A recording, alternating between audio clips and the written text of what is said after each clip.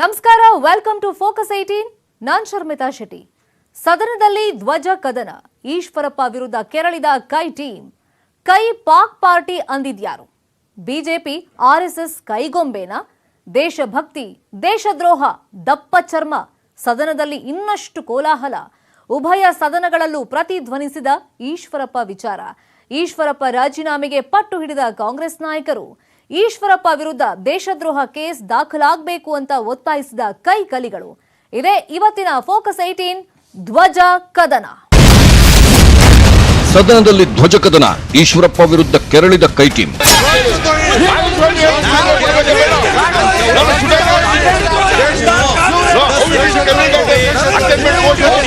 ಏನ್ರಿ ಇದು? ಡಿ.ಕೆ. ಶಿವಕುಮಾರ್ ಏನಿದು ಹೀಗೆ ಮಾತನಾಡ್ತಾ ಇರೋದು? ಕೈ ಪಾಕ್ ಪಾರ್ಟಿ ಎಂದಿದ್ಯಾರು? ಬಿಜೆಪಿ ಆರ್ಎಸ್ಎಸ್ ಕೈಗೊಂಬೆನ? ಇದೆಲ್ಲ ತುಕಡೆ ಗ್ಯಾಂಗ್ನವರೆಲ್ಲ ಇವ್ರ ಪಾರ್ಟಿಗೆ ಬಂದು ಸೇರ್ಕೊಂಡಿದ್ದಾರೆ. ದೇಶ ಪ್ರೇಮದ ಬಗ್ಗೆ ಅವ್ರದ್ದು ಯಾವತ್ತೂ ಸುಮ್ಮನೆ ಹೇಳ್ತಾರೆ. ಸ್ವಾತಂತ್ರ್ಯ ಇದ್ದಾಗ ಇವರು ಕಾಂಗ್ರೆಸ್ ಅವರ ಇದ್ರು.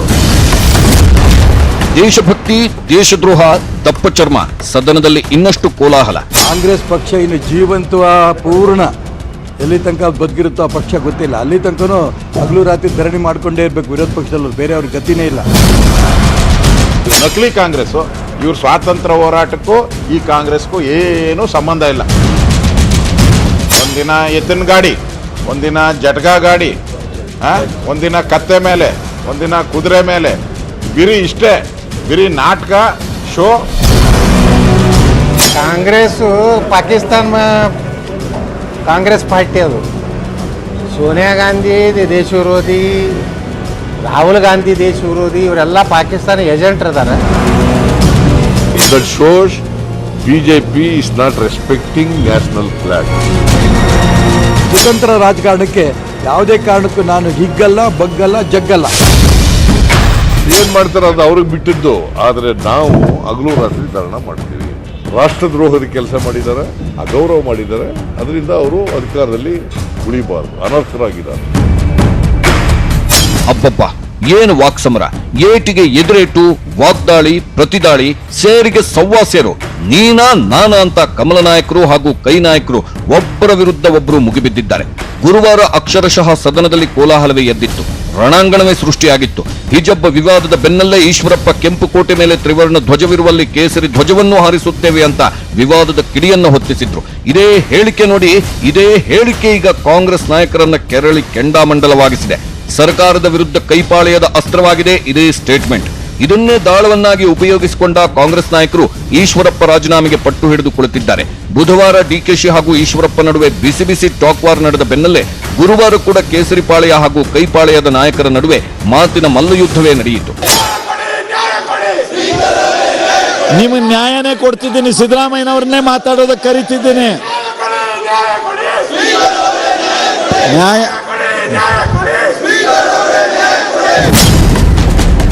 ಮೂರನೇ ದಿನದ ಅಧಿವೇಶನದಲ್ಲಿ ಈಶ್ವರಪ್ಪ ವಿರುದ್ಧ ಪ್ರತಿಭಟನೆಗೆ ಇಳಿದಿದ್ದ ಕಾಂಗ್ರೆಸ್ ನಾಯಕರು 4ನೇ ದಿನವೂ ಸದನದಲ್ಲಿ ಪ್ರತಿಭಟನೆ ಮುಂದುವರೆಸಿದ್ರು.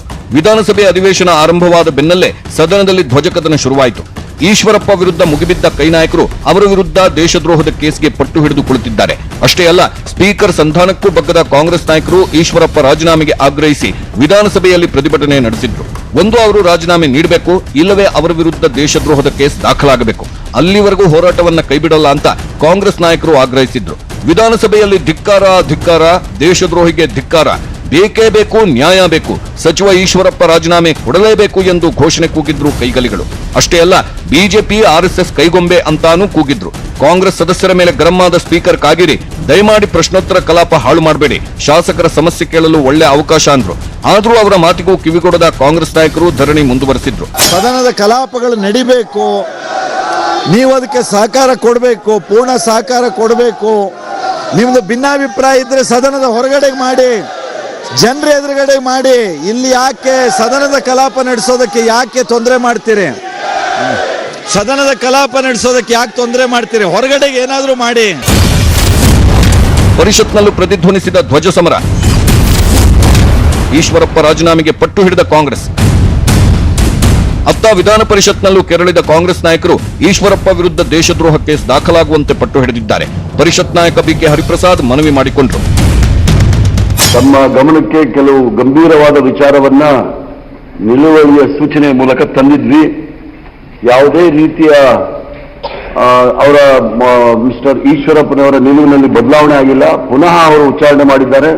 ರಾಷ್ಟ್ರ ಧ್ವಜಕ್ಕೆ ಪುನಃ ಅಪಮಾನ ಮಾಡತಕ್ಕಂತಹ ಹೇಳಿಕೆಯನ್ನು ಪುನಃ ಕೊಟ್ಟಿರುವುದರಿಂದ ದಯವಿಟ್ಟು ಆ ವಿಚಾರದಲ್ಲಿ ಚರ್ಚೆ ಮಾಡಲಿಕ್ಕೆ ಹೇಳಿ, ಮತ್ತು ಅದಿಲ್ಲ ಅಂದ್ರೆ ಸರ್ಕಾರಕ್ಕೆ ಒಂದು ತಾವೇ ನಿರ್ದೇಶನ ಕೊಡಬೇಕು. ಅವ್ರನ್ನ ಸಂವಿಧಾನದ ವಿರುದ್ಧ ಹೋಗಿದ್ದಾರೆ, ಅವ್ರಿಗೆ ಸಡಿಷನ್ ಕೇಸ್ ದೇಶದ್ರೋಹದ ಕೇಸ್ ದಾಖಲು ಮಾಡಬೇಕು ಅಂತ ಹೇಳಿ ತಾವೇ ತಮ್ಮ ಪೀಠದಿಂದ ಅವ್ರಿಗೆ ಒಂದು ಡೈರೆಕ್ಷನ್ ಕೊಡಬೇಕು ಅಂತ ಹೇಳಿ ತಮ್ಮಲ್ಲಿ ಒತ್ತಾಯ ಮಾಡ್ತೇವೆ. ಇದಕ್ಕೆ ಪ್ರತಿಕ್ರಿಯಿಸಿದ ಮಾಧುಸ್ವಾಮಿ, ಈಶ್ವರಪ್ಪ ರಾಷ್ಟ್ರಧ್ವಜಕ್ಕೆ ಅವಮಾನ ಮಾಡಿಲ್ಲ, ಪ್ರಕರಣ ಇಲ್ಲಿಗೆ ಮುಗಿಸುವಂತೆ ಕೈಮುಗಿದು ಬೇಡಿಕೊಂಡ್ರು. ಈ ವೇಳೆ ಮಧ್ಯಪ್ರವೇಶಿಸಿದ ಕಾಂಗ್ರೆಸ್ ಮುಖ್ಯ ಸಚೇತಕ ಪ್ರಕಾಶ್ ರಾಠೋಡ್, ಕೊಲೆ ಮಾಡಿ ನನ್ನ ಉದ್ದೇಶ ಚೆನ್ನಾಗಿತ್ತು ಅಂದ್ರೆ ಆಗುತ್ತಾ, ಇದನ್ನ ಹೀಗೆ ಬಿಟ್ರೆ ಸಂವಿಧಾನವೂ ಇರಲ್ಲ ಅಂತ ಕಾಲೆಳೆದರು.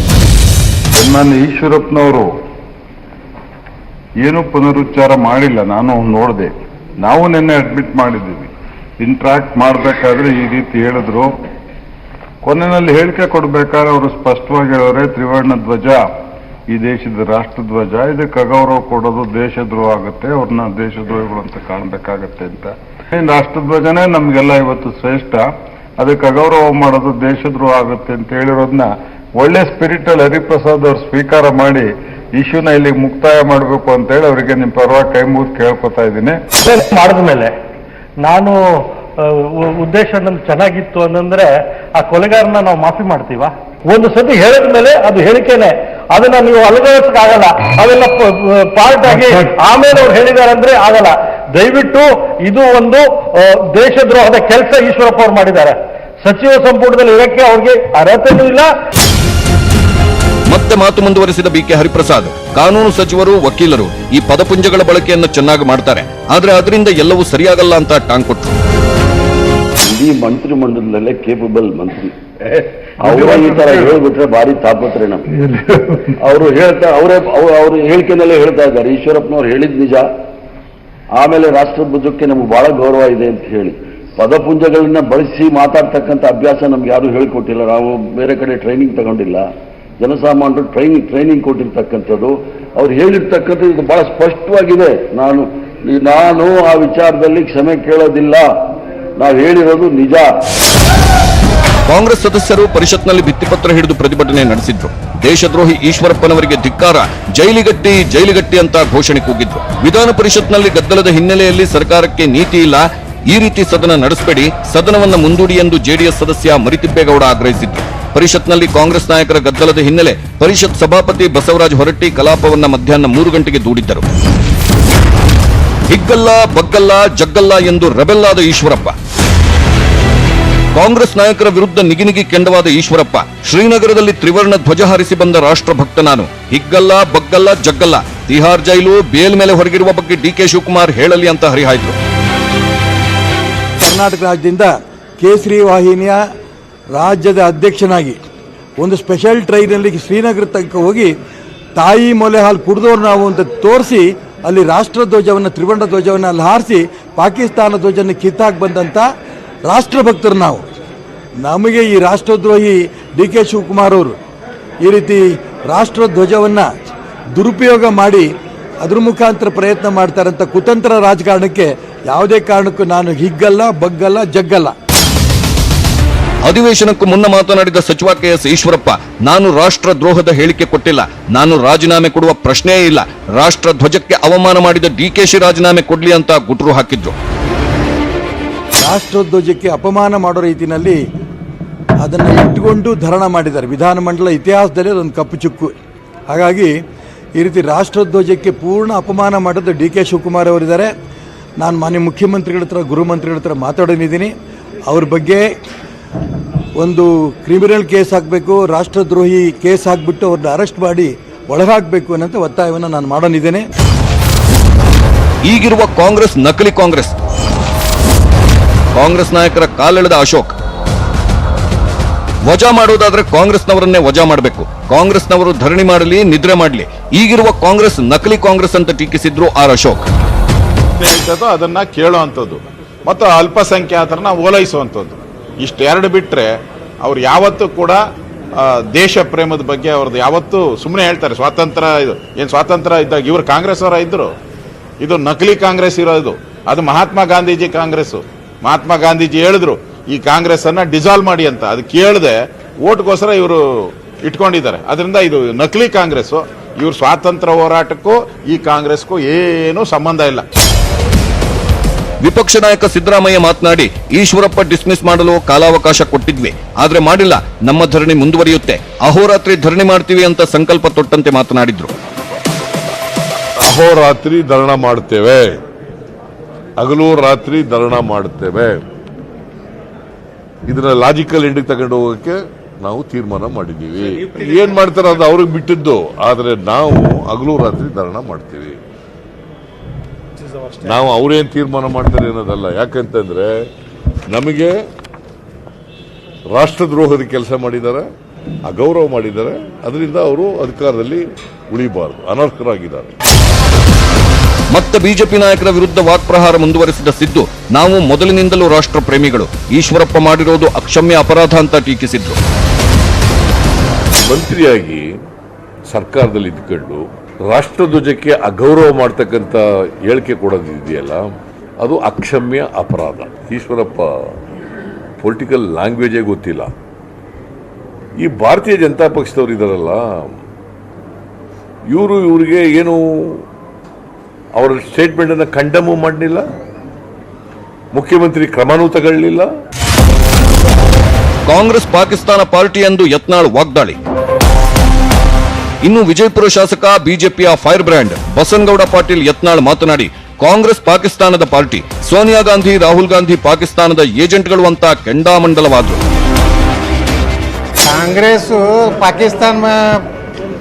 ಕಾಂಗ್ರೆಸ್ ಪಾರ್ಟಿ ಅದು ಸೋನಿಯಾ ಗಾಂಧಿ ದೇಶ ವಿರೋಧಿ, ರಾಹುಲ್ ಗಾಂಧಿ ದೇಶ ವಿರೋಧಿ, ಇವರೆಲ್ಲ ಪಾಕಿಸ್ತಾನ ಏಜೆಂಟ್ ಇದ್ದಾರೆ. BJP ಹೇಳುವಂಥ ನೈತಿಕತೆ ಇವ್ರ ಬಳಿ ಏನೂ ಇಲ್ಲ. ಇವತ್ತೇನು ನಮಗೆ ದೇಶದ್ರೋಹಿ ಹೇಳ್ತಾರೆ.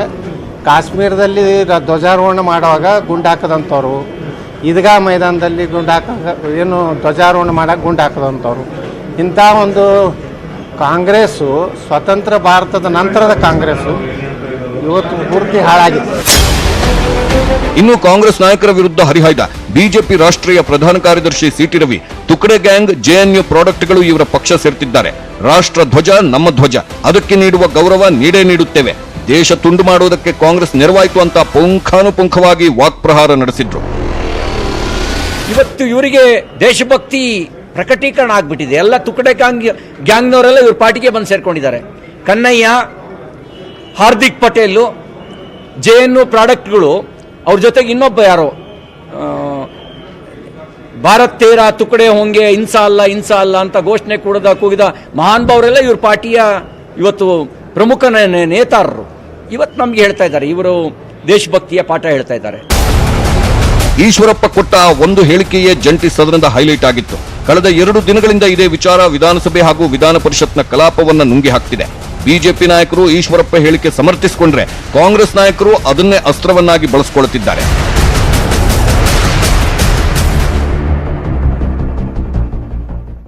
ಪರಿಷತ್ನಲ್ಲಿ ಈಶ್ವರಪ್ಪ ಪರ ಬ್ಯಾಟ್ ಬೀಸಿದ ಗೃಹ ಸಚಿವರು, ಕಾಂಗ್ರೆಸ್ಗೆ ಮಾತಿನ ಚಾಟಿ ಏಟು ಬೀಸಿದ ಸಿಎಂ ಬೊಮ್ಮಾಯಿ.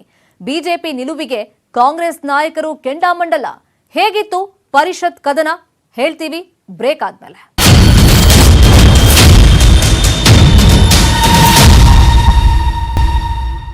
ವಿಧಾನ ಪರಿಷತ್ನಲ್ಲೂ ಈಶ್ವರಪ್ಪ ವಿಚಾರವೇ ಪ್ರತಿಧ್ವನಿಸಿತು. ಒಂದ್ ಕಡೆ ಬಿಜೆಪಿ ನಾಯಕರು ಈಶ್ವರಪ್ಪ ಪರ ವಕಾಲತ್ತು ವಹಿಸಿದ್ರೆ, ಕಾಂಗ್ರೆಸ್ ನಾಯಕರು ಈಶ್ವರಪ್ಪ ವಿರುದ್ಧ ಸಿಡಿದೆದ್ರು. ನೀ ಕೊಡೆ ನಾ ಬಿಡೆ ಅನ್ನೋ ರೀತಿಯಲ್ಲಿ ಬಿಜೆಪಿ ನಾಯಕರು ಈಶ್ವರಪ್ಪ ರಾಜೀನಾಮೆ ಕೊಡೋ ಪ್ರಶ್ನೆಯೇ ಇಲ್ಲ ಅಂತಿದ್ರೆ, ನಾವು ರಾಜೀನಾಮೆ ಪಡೆದೇ ಸಿದ್ಧ ಅಂತ ಕೈ ನಾಯಕರು ಪಟ್ಟು ಹಿಡಿದು ಕೂತಿದ್ದಾರೆ. ಭೋಜನದ ನಂತರವೂ ವಿಧಾನಸಭೆಯಲ್ಲಿ ಕಾಂಗ್ರೆಸ್ ನಾಯಕರು ಸದನದ ಬಾವಿಗಿಳಿದು ಪ್ರತಿಭಟನೆ ನಡೆಸಿದ್ರು.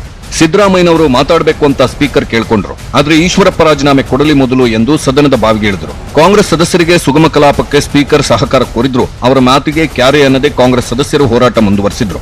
ಕಲಾಪಕ್ಕೆ ಅಡ್ಡಿಯಾದ ಹಿನ್ನೆಲೆ ಕೊನೆಗೆ ಸದನವನ್ನು ಶುಕ್ರವಾರ ಬೆಳಿಗ್ಗೆ 11 ಗಂಟೆಗೆ ಮುಂದೂಡಲಾಯಿತು. ಇತ್ತ ವಿಧಾನ ಪರಿಷತ್ನಲ್ಲೂ ಭೋಜನ ವಿರಾಮದ ನಂತರವೂ ಸೇಮ್ ಈಶ್ವರಪ್ಪ ವಿರುದ್ಧ ಕ್ರಮ ಕೈಗೊಳ್ಳುವಂತೆ ಸದಸ್ಯರು ಆಗ್ರಹಿಸಿದ್ರು. ಕಾಂಗ್ರೆಸ್ ಸದಸ್ಯರ ಮಾತಿಗೆ ಗೃಹ ಸಚಿವರು ಆಕ್ಷೇಪ ವ್ಯಕ್ತಪಡಿಸಿ ಕಾಂಗ್ರೆಸ್ ಸದಸ್ಯರು 100 ಬಾರಿ ಸುಳ್ಳು ಹೇಳುತ್ತಿದ್ದಾರೆ, ಈ ವೇಳೆ ಪದೇ ಪದೇ ಹೇಳುತ್ತಿದ್ದನ್ನೇ ಹೇಳುತ್ತಿದ್ದೀರಿ, ಹೊಸದೇನೈತಿ ಅದರಲ್ಲಿ ಎಂದು ಹೊರಟ್ಟಿ ಗರಂ ಆದ್ರು. ಈಶ್ವರಪ್ಪ ಪರ ಬ್ಯಾಟ್ ಬೀಸಿದ ಆರಗ ಜ್ಞಾನೇಂದ್ರ ಈಶ್ವರಪ್ಪಗೆ ರಾಷ್ಟ್ರ ಧ್ವಜ, ರಾಷ್ಟ್ರಭಕ್ತಿಯ ಬಗ್ಗೆ ಪಾಠ ಹೇಳ್ಕೊಡ್ಬೇಕಾದ ಅಗತ್ಯವಿಲ್ಲ, ಪ್ರಾಣದ ಹಂಗು ತೊರೆದು ದೇಶಕ್ಕಾಗಿ ಹೋರಾಡಿದವರು ಈಶ್ವರಪ್ಪ ಅಂತ ಅವರ ಬೆನ್ನಿಗೆ ನಿಂತರು.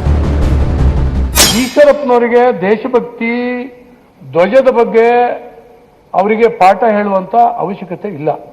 ಯಾಕಂದ್ರೆ ಚಿಕ್ಕ ಮಗುವಿನಿಂದ ಶಿವಮೊಗ್ಗದಲ್ಲಿ ಅವರು ಬೆಳೆದಿರ್ತಕ್ಕಂಥ ರೀತಿಯನ್ನು ನಾನು ನೋಡಿರ್ತಕ್ಕಂಥವ್ರು. ಎಲ್ಲಿ ರಾಷ್ಟ್ರಧ್ವಜಕ್ಕೆ ಅಪಮಾನ ಆಗ್ತದೆ ಅಲ್ಲಿ ಜೀವದ ಹಂಗನ್ನು ತೊರೆದು ಆ ಹೋರಾಟದಲ್ಲಿ ಭಾಗವಹಿಸಿರ್ತಕ್ಕಂಥವ್ರು ಅಧ್ಯಕ್ಷರೇ. ಇನ್ನು ಈ ವೇಳೆ ಮಾತನಾಡಿದ ಸಿಎಂ ಬೊಮ್ಮಾಯಿ, ಕಾಂಗ್ರೆಸ್ ಪಕ್ಷದ ಧೋರಣೆ ಅರ್ಥವಾಗ್ತಾ ಇಲ್ಲ, ಇದು ಜನವಿರೋಧಿ ಧೋರಣೆ. ವಿಧಾನಸಭೆಯಲ್ಲಿ ಈ ಹಿಂದೆ ಜನಪರ, ರೈತರ, ರಾಜ್ಯದ ಹಿತದೃಷ್ಟಿಯಿಂದ ಧರಣಿಗಳಾಗಿವೆ. ಈಶ್ವರಪ್ಪನವರ ಹೇಳಿಕೆಯಲ್ಲಿ ಯಾವುದೇ ಕಾನೂನು ವಿರೋಧಿ ಹೇಳಿಕೆಗಳಿಲ್ಲ ಅಂದ್ರು. ವಿರೋಧ ಪಕ್ಷದ ಮುಖ್ಯ ಸಚೇತಕ ಪ್ರಕಾಶ್ ರಾಥೋಡ್ ಮಾತನಾಡಿ, ಬೆಳಗ್ಗೆ ವಿನಂತಿ ಮಾಡಿದ್ದೇವೆ, ಬಂಧಿಸಬೇಕು, ರಾಷ್ಟ್ರದ್ರೋಹದ ಪ್ರಕರಣ ದಾಖಲಿಸಬೇಕು, ಮಂತ್ರಿಮಂಡಲದಿಂದ ಹೊರಹಾಕಬೇಕು, ಈ ಬಗ್ಗೆ ನಿರ್ಧಾರ ತೆಗೆದುಕೊಳ್ಳಿ ಎಂದರು. ನಾವು ಕೂಡಲೇ ಈಶ್ವರಪ್ಪ ಅವರ ಮೇಲೆ ಕ್ರಮ ತಗೊಳ್ಳಿ, ಅವ್ರದ್ದು ರಾಜೀನಾಮೆ ತಗೊಳ್ಳಿ, ಅವ್ರಿಗೆ ಬಂಧಿಸಿ ಮತ್ತೆ ದೇಶದ್ರೋಹದ ಪ್ರಕರಣ ದಾಖಲೆ ಮಾಡಿ ಅಂತೇಳಿ ನಾನು ಸರ್ಕಾರಕ್ಕೆ ಈಗಲೂ ಒತ್ತಾಯ ಮಾಡ್ತೀನಿ. ಮತ್ತೆ ಅವರು ಅದೇ ತರ ಇದ್ರೆ ಅನಿವಾರ್ಯವಾಗಿ ಮತ್ತೆ ನಾವು ಪ್ರತಿಭಟನೆ ಮಾಡಬೇಕಾಗತ್ತೆ. ಕಾಂಗ್ರೆಸ್ ಸದಸ್ಯ ಸಲೀಂ ಅಲಿ ಮಾತನಾಡಿ, ಸರ್ಕಾರ ಯಾಕೆ ಈ ವಿಚಾರವನ್ನ ಪ್ರತಿಷ್ಠೆಯಾಗಿ ತೆಗೆದುಕೊಳ್ಳುತ್ತಿದೆ, ನಾನು ದೇಶಪ್ರೇಮಿ ಎಂದು ಹೇಳುವ ಪಕ್ಷದಿಂದ ಈ ನಡೆ ಸರಿಯಲ್ಲ ಅಂತ ಟಾಂಗ್ ಕೊಟ್ರು. ಮತ್ತೆ ಇದಕ್ಕೆ ಕೌಂಟರ್ ಕೊಟ್ಟ ಗೃಹ ಸಚಿವ ಆರಗ ಜ್ಞಾನೇಂದ್ರ, ಮತ್ತೆ ಅದನ್ನೇ ಹೇಳ್ಬೇಡಿ, ನಮ್ಮ ಸಚಿವರ ಮೇಲೆ ಸುಮ್ಮನೆ ಆಪಾದನೆ ಮಾಡುತ್ತಿದ್ದೀರಿ ಅಂತ ಹೇಳಿದ್ರು. ಆರಗ ಜ್ಞಾನೇಂದ್ರ ಹೇಳಿಕೆ ವಿರೋಧಿಸಿದ ಪರಿಷತ್ ವಿರೋಧ ಪಕ್ಷದ ನಾಯಕ ಬಿಕೆ ಹರಿಪ್ರಸಾದ್, ಸ್ವತಃ ಗೃಹ ಸಚಿವರು ರಾಷ್ಟ್ರದ್ರೋಹ ಸಮರ್ಥಿಸುತ್ತಿರುವುದು ಈ ರಾಜ್ಯದ ದುರಂತ, ಈಶ್ವರಪ್ಪ ಜೊತೆಗೆ ಗೃಹ ಸಚಿವರು ರಾಜೀನಾಮೆ ಕೊಡಬೇಕು ಅಂದ್ರು. ಈ ವೇಳೆ ಮಧ್ಯಪ್ರವೇಶಿಸಿದ ಜೆಡಿಎಸ್ ಸದಸ್ಯ ಭೋಜೇಗೌಡ, ನಾವು ರೈತರ ಸಮಸ್ಯೆಯನ್ನ ಚರ್ಚಿಸಬೇಕಿತ್ತು, ಆದ್ರೆ ಈಶ್ವರಪ್ಪನವರ ವಿಚಾರಕ್ಕೆ ಕಲಾಪವೇ ಬಲಿಯಾಗ್ತಿದೆ ಅಂತ ಬೇಸರ ವ್ಯಕ್ತಪಡಿಸಿದ್ರು. ಹೀಗೆ ಬಿಜೆಪಿ, ಕಾಂಗ್ರೆಸ್, ಜೆಡಿಎಸ್ ನಾಯಕರ ನಡುವೆ ಮಾತಿನ ಜಟಾಪಟಿ ಮುಂದುವರಿಯಿತು. ಇನ್ನೊಂದೆಡೆ ಮಾಜಿ ಸಿಎಂ ಕುಮಾರಸ್ವಾಮಿ ಸದನದಲ್ಲಿ ಕಾಂಗ್ರೆಸ್ ನಾಯಕರ ನಡೆಯನ್ನ ಖಂಡಿಸಿದ್ದಾರೆ. ಶಾಲೆ ಹಾಗೂ ಮಕ್ಕಳ ಭವಿಷ್ಯಕ್ಕಿಂತ ಮಂತ್ರಿಯ ರಾಜೀನಾಮೆಯೇ ಇವರಿಗೆ ಮುಖ್ಯವಾಗಿದೆ ಅಂತ ಹರಿಹಾಯ್ತು. ರಾಷ್ಟ್ರಧ್ವಜದ ವಿಷಯದಲ್ಲಿ ಅವರು ಕೊಟ್ಟಂತ ಹೇಳಿಕೆಯ ಬಗ್ಗೆ ನಿನ್ನೆ ಸದನದಲ್ಲಿ ಅಧಿಕೃತ ವಿರೋಧ ಪಕ್ಷ ಕಾಂಗ್ರೆಸ್ನವರು ರಾಜೀನಾಮೆಗೆ ಡಿಮ್ಯಾಂಡ್ ಮಾಡಿ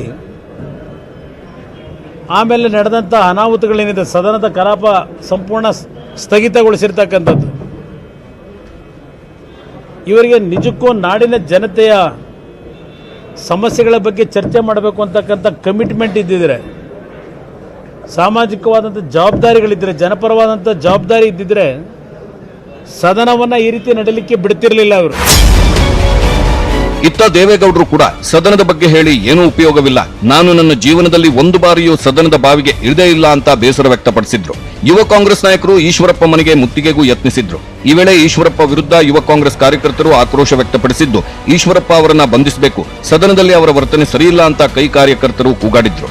ಈಶ್ವರಪ್ಪ ಮನೆಗೆ ಮುತ್ತಿಗೆಗೆ ಯತ್ನಿಸಿದ ಬೆನ್ನಲ್ಲೇ ಯುವ ಕಾಂಗ್ರೆಸ್ ಕಾರ್ಯಕರ್ತರನ್ನ ಪೊಲೀಸರು ವಶಕ್ಕೆ ಪಡೆದಿದ್ದಾರೆ. ಇನ್ನೊಂದೆಡೆ ವಿಧಾನಸಭೆ ಕಲಾಪವನ್ನು ಸ್ಪೀಕರ್ ಶುಕ್ರವಾರಕ್ಕೆ ಮುಂದೂಡಿದ ಬೆನ್ನಲ್ಲೇ ಕಾಂಗ್ರೆಸ್ ನಾಯಕರು ಸದನದ ಬಾವಿಗಿಳಿದು ಧರಣಿ ನಡೆಸಿದ್ರು. ಉಭಯ ಸದನವು ರಾಜ್ಯದ ಜನರ ಸಮಸ್ಯೆಗೆ ಧ್ವನಿಯಾಗುವ ಬದಲು ಈಶ್ವರಪ್ಪನವರ ಧ್ವಜಕಲಹಕ್ಕೆ ಬಲಿಯಾಯಿತು. ಇದಾಗಿತ್ತು ಇವತ್ತಿನ ಫೋಕಸ್ 18. ನೋಡ್ತಾ ಇರಿ ನ್ಯೂಸ್ 18 ಕನ್ನಡ. ಜಾಲ ನಮ್ಮದು, ಬಲ ನಿಮ್ಮದು.